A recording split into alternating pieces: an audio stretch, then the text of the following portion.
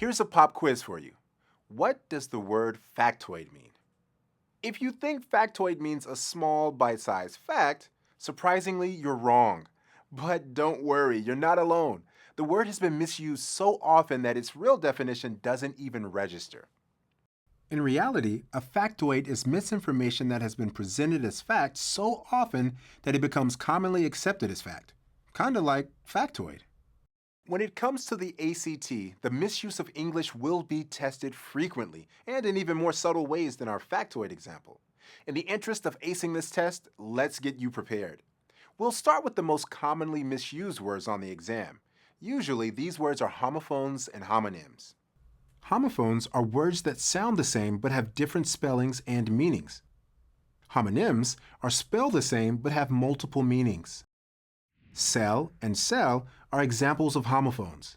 These words are pronounced the same but have different meanings.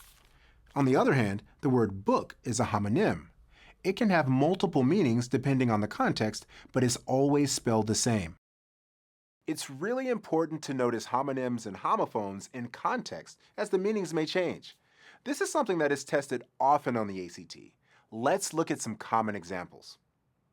One common set of homophones is the difference between the word its spelled its and its spelled it''s. Its means something that belongs to someone. It shows possession, whereas it''s is short for it is. I have a pro tip for you. The ACT will often use its and its incorrectly in answer choices just to trip you up. So be careful when you're picking your answers. Another common problem is to mix up the words there, and there. All three words sound the same but have different meanings. For example, there spelled THERE refers to location. There spelled THEIR is a possessive pronoun. And there spelled THEY''re is short for they are. Each one is a word that sounds similar but is used differently depending on the context. Let's look at a sample sentence and see if we can apply this. We'll start with some adorable canines. The dogs are wagging their tails. The answer choices for this question are A, no change, B, there, C, there, and D, its. There is a contraction that means they are. If we replace that in the sentence, we get the dogs are wagging their tails.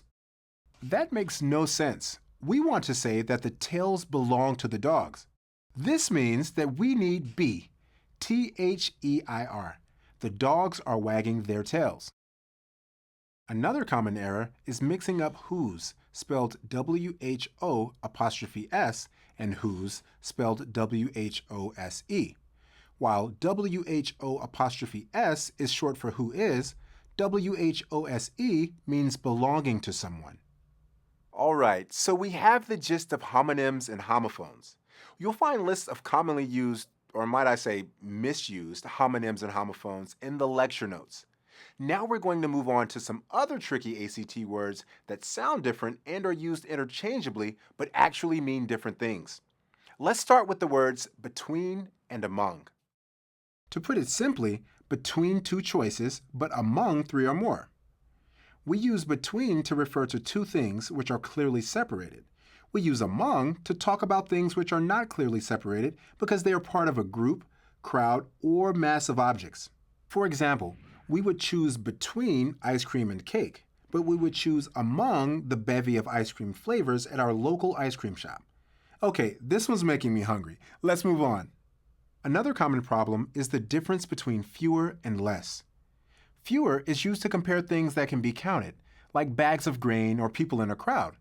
Less is used to compare things that are not usually counted. These include not only things like sand and stars, but also more abstract nouns like love and time. One last word confusion. This one is the difference between the words then and than.